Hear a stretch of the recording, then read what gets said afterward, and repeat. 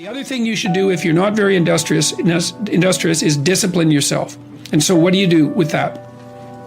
Eat 3 times a day at regular meal times. That's a good thing to practice because that starts to put some stability into your life. Get up at the same time. I would highly recommend all those young people out there who are listening, like, you want to get a jump on life, get the hell out of bed in the morning.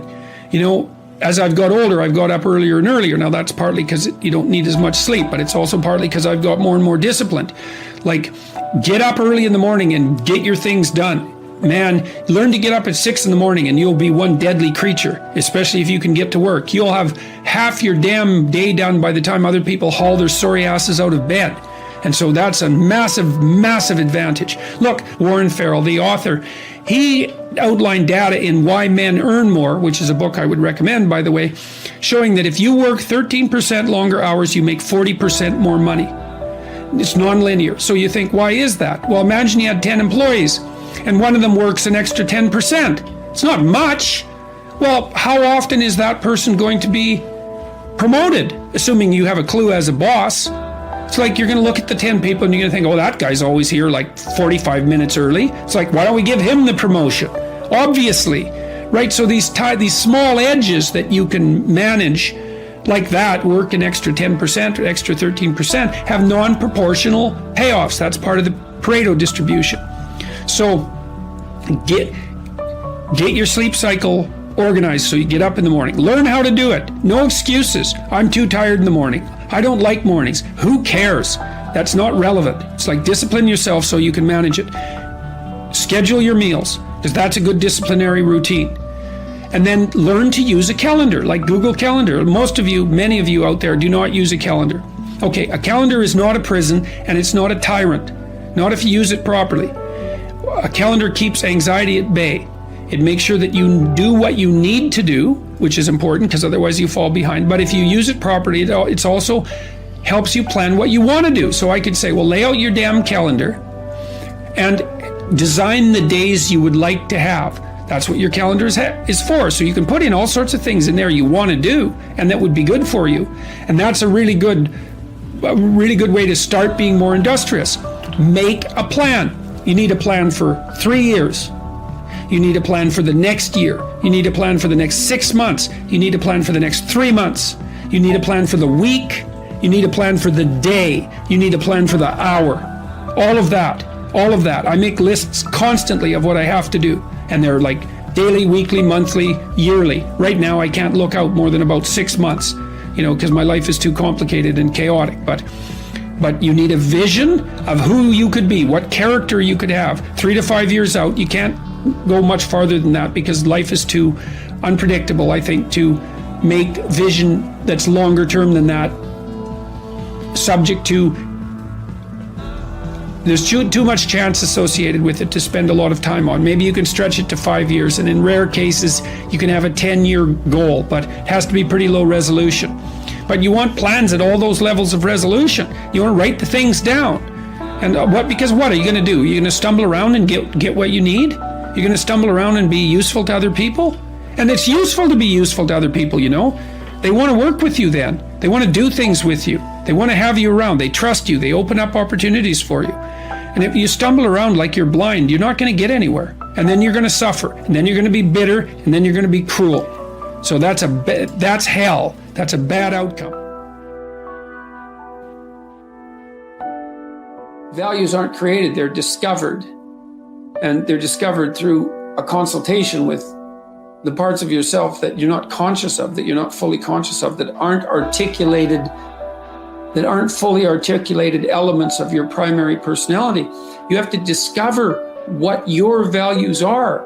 And you're informed about that, well, partly by other people who will object if your values aren't appropriate, but certainly by a dialogue with yourself and with your conscience. That's a very important thing to know. It's part of the reason why I think that you need to tell the truth, because you're forced to negotiate with yourself to operate properly in the world. And if you've warped yourself, let's say, or some elements of yourself by engaging in self-deception and lies, and you're not now, because of that, you're not who you could be, and you don't live in the world as you should live in it, then when you discuss with yourself what your value should be, it will be as if you're discussing it with someone that you can't trust. And that's not good. Like, you can't afford that. Life is difficult and it contains many pitfalls. And unless you're careful and you sort yourself out properly and you aim high and walk on the straight and narrow path, you don't have a hope of understanding where you should be and at what time when the crisis hits. Part of the question then too is like, are you the friend of your plan, or are you the friend of the thing that disrupts your plan? And I would say you should work to become the friend of the thing that disrupts your plan, because there's a lot of that.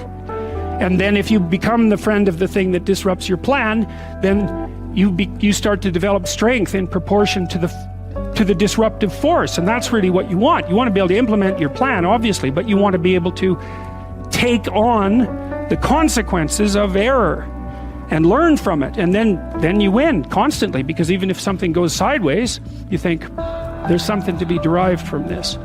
That's wisdom, fundamentally. Plan a life you'd like to have.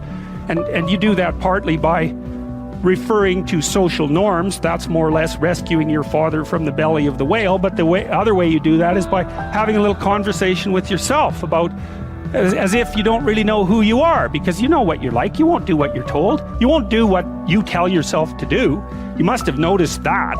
It's like you're a bad employee and a worse boss, and both of those work, for you.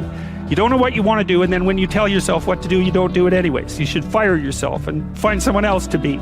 But my point is that you have to understand that you're not your own servant, so to speak. You're someone that you have to negotiate with, and you're someone that you want to present the opportunity of having a good life to. And that's hard for people because they don't like themselves very much. So, they're always like cracking the whip and then procrastinating, and cracking the whip and then procrastinating. And it's like, God, it's so boring and such a pathetic way of spending your time. I don't know what percentage of human effort is spent in counterproductive activity.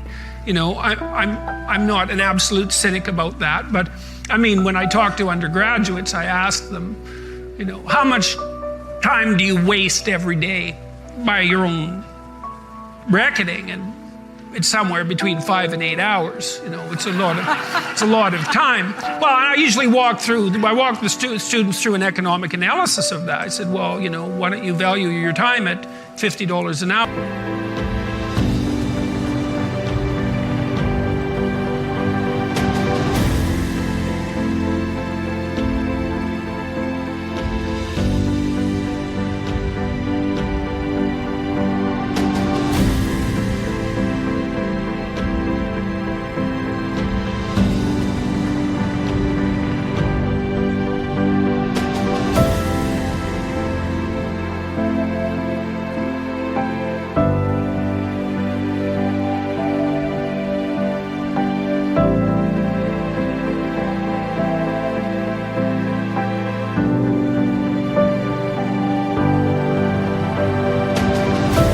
And calculate for yourself just exactly what you're doing to your future by your inability to discipline yourself. It's worth thinking through.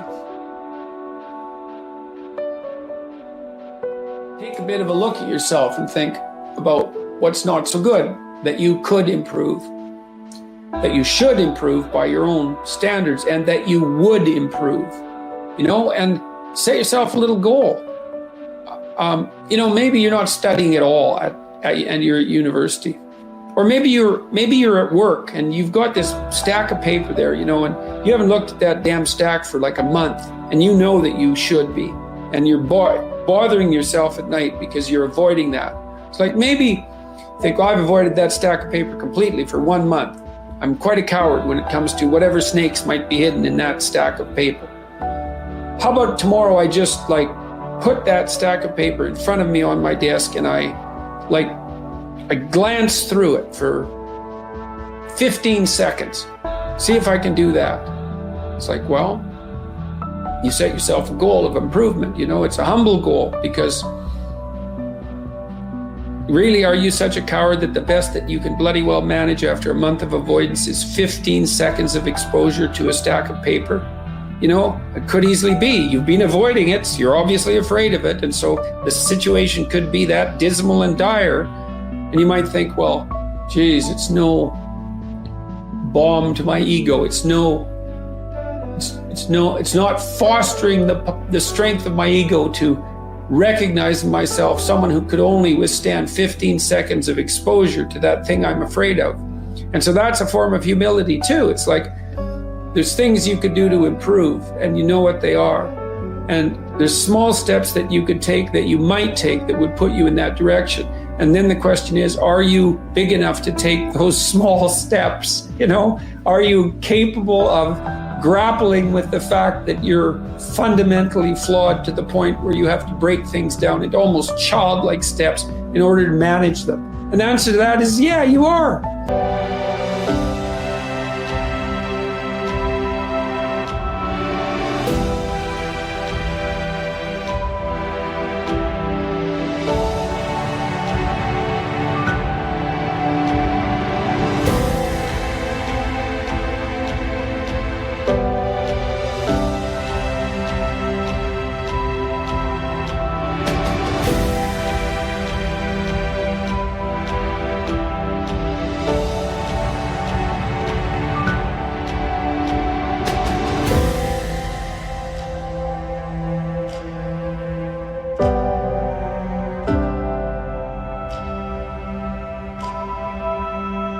And that's the lot of,